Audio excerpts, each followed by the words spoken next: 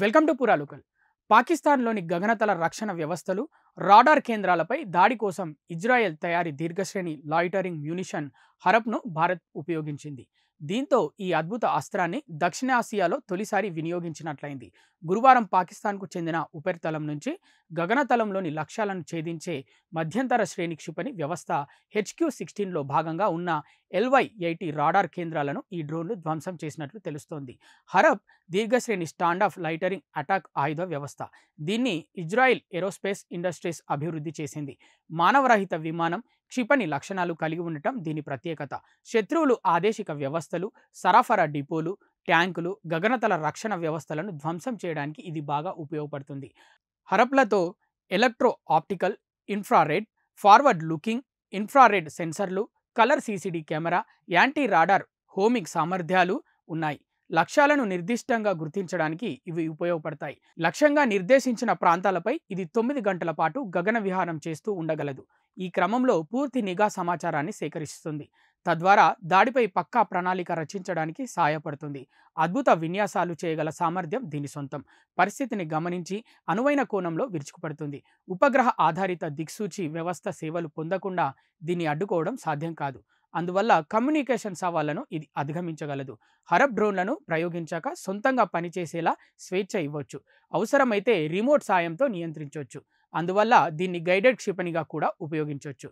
కావాలనుకుంటే చివరి నిమిషంలో దాడిని విరమించుకునే వెసులుబాటు కూడా ఉంది.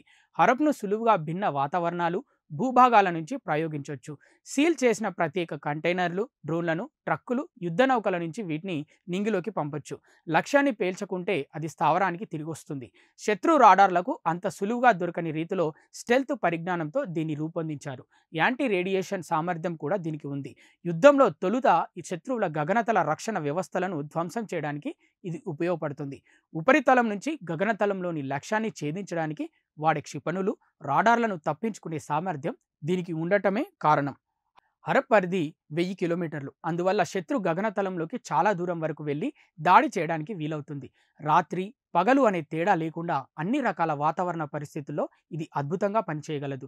శత్రు గగనతల రక్షణ వ్యవస్థలను నాశనం చేయడానికి చౌకైన వ్యవస్థలను రూపొందించే లక్ష్యంలో 1980లలో ఇజ్రాయెల్ హరప్ ప్రాజెక్టును చేపట్టింది. ఇందులో క్రూజ్ క్షిపణులు, మానవరహిత విమానాల్లోని అంశాలను కలగలిపింది. 2016లో ఆర్మేనియాకు చెందిన ఒక సైనిక వాహన శ్రేణిపై అజర్బైజాన్ హరప్ను ప్రయోగించింది. యుద్ధ రంగంలో ఈ ఆయుధాన్ని వాడటం అదే మొదటిసారి. 2018లో సిరియాకు చెందిన గగనతల రక్షణ వ్యవస్థ SA-22 గ్రేహౌండ్ ధ్వంసం చేయడానికి దీన్ని ఉపయోగించారు. 2009లో భారత్ $10 కోట్ల తో 10 హరప్ డ్రోన్ల కొనుగోలుకు ఇజ్రాయిల్ ఒప్పందం కుదుర్చుకుంది. భారత వాయుసేనలో ఇవి తొలి పోరాట UAVలు. 2019లో మరో 54 హరప్లను భారత్ సమీకరించింది. ఇవి ఇప్పటివరకు ఉన్న అప్డేట్స్. మరిన్ని అప్డేట్స్ కోసం చూస్తూనే ఉండండి పురాలుకల్, your choice for local voice.